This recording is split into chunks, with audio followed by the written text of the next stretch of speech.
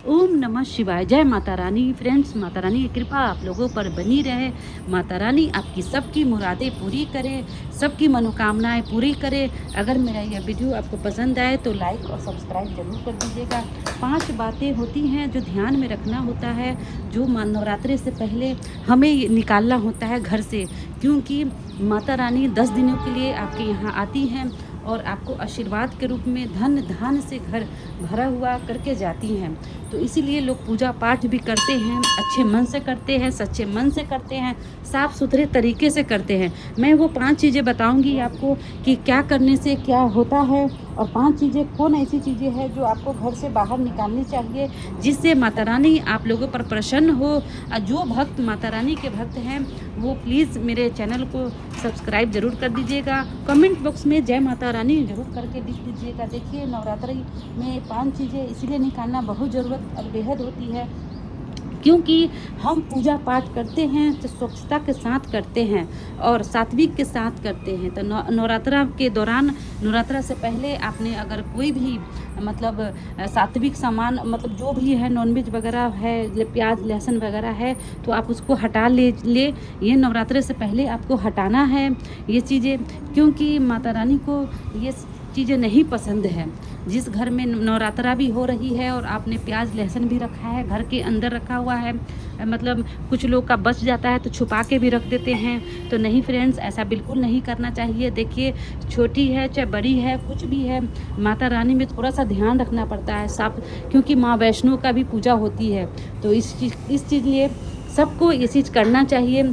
तो कोई भी पूजा पाठ आप स्वच्छ से करें, साफ़ सुथरे तरीके से ज़रूर पूजा पाठ करना चाहिए।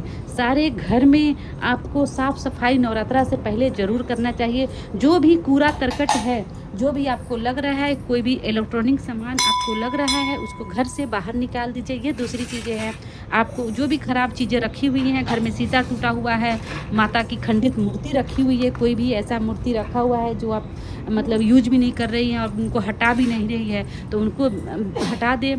क्योंकि ये सब जो होते हैं ना, ये दोष का कारण होता है, जिस कारण माता क्रोधित होती हैं और हम बाद में सोचते हैं कि क्या हो रहा है।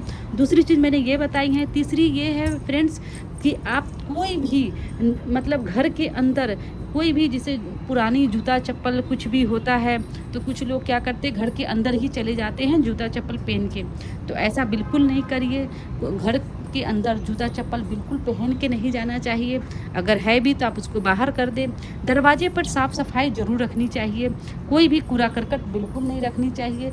जूता चप्पल घर के अंदर बिल्कुल नहीं रहना चाहिए। कितना लोग को देखती हूँ मैं, मतलब चप्पल जूता सब घर के अंदर ही रखते हैं, घर के बाहर नहीं रखते हैं। लेकिन ऐसा नहीं है फ्रेंड्स। नवरात्रि के दौरान 10 दिन आपको यह परहेज करना है। आपको माता रानी को आपको प्रसन्न करना है, क्योंकि माता रानी तो करुणा की देवी है, धन्य धान की देवी है, करुणा बरसाने वाली है फ्रेंड्स। तो इस चीज़ का आप ध्यान रखिएगा।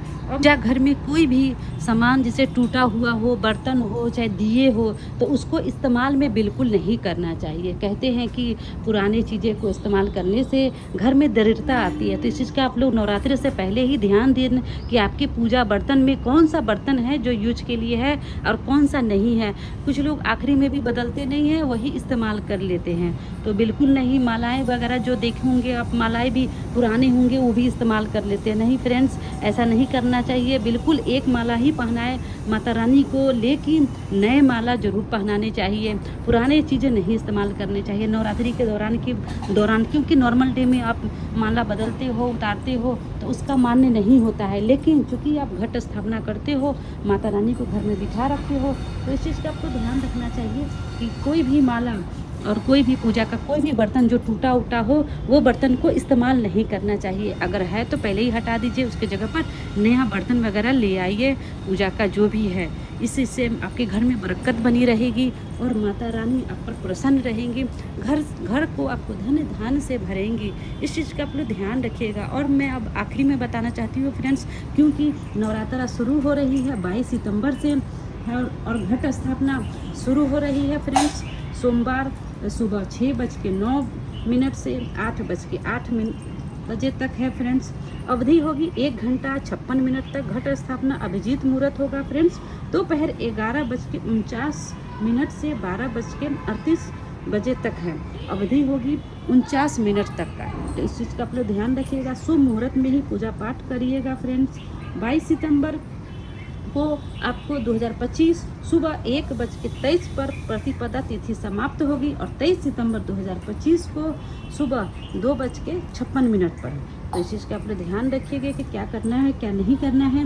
और 5 चीज़ें जो मैंने आपको बताई है, आखिरी में एक चीज़ और बताऊंगी जो क्या घर से निकालना है। शारदीय नवरात्रि 22 सितंबर को है, तो इस चीज़ प्रारंभ है, तो इस चीज़ का आप ध्यान रखिएगा। आपको शारदीय नवरात्रि का बेहद शुभकामनाएं। माता रानी के भक्त है तो कमेंट बॉक्स में जय माता रानी करके ज़रूर लिखिएगा। माता रानी आपको जो भी कमेंट बॉक्स में लिखिएगा उसको माता रानी उनकी खुशियाँ भर देगी, उनके घर को धन्य धान्य से भरेगी। इस चीज़ का आपको बहुत बहुत शुभकामनाएं नवरात्रि की। अब आखिरी चीज़ मैं आपको बताऊंगी कि आखिरी चीज़ में आपको क्या करना है, क्या घर से आपको बाहर निकालना है नवरात्रि से पहले, नवरात्रि से शुरू होने से पहले क्या आपको घर से बाहर निकालना है। जो किताबें होती है जो आप इस्तेमाल में करते हैं कि फट गया है लेकिन फिर भी आप इस्तेमाल कर रहे हैं, देखिए सप्तशती फट गया है, फटा हुआ चीज़ वैसे भी इस्तेमाल नहीं करना चाहिए। आप नए किताब ज़रूर लेकर आने चाहिए, क्योंकि इससे कहते हैं कि मतलब भाग्य रूठ जाता है। तो कोशिश करें कि फटा हुआ चीज़ बिल्कुल इस्तेमाल ना करें। और पूजा स्थल पर गंदगी बिल्कुल नहीं रखनी चाहिए। साफ़ सुथरे तरीके से पूजा स्थान को पूजा करना चाहिए, क्योंकि इससे कहते हैं ना भावंश घर में आता है और हमारे घर में जो ऊर्जा होती है, सकारात्मक ऊर्जा हमारे घर में प्रवेश करती है और हमारा जीवन खुशियों से भर जाता है। और गंदे कपड़ा पहन के बिल्कुल पूजा पाठ नहीं करने चाहिए। साफ़ सुथरे कपड़े पहन के ही पूजा पाठ करने चाहिए। अगर आपने एक बार 2 बार इस्तेमाल कर लिया है कपड़े को तो कोशिश करें ना करें।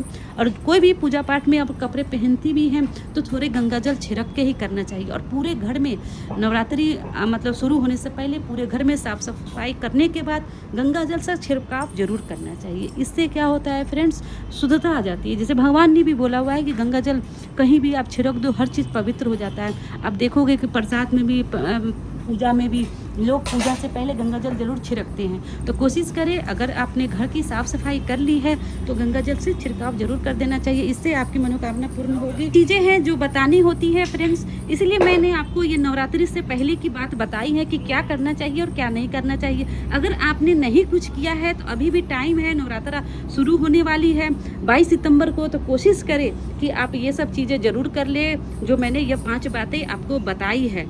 ये चीज़ करोगे आप देखोगे कि आपके घर में माता रानी प्रसन्नता लेकर आएगी, खुशियाँ लेकर आएगी।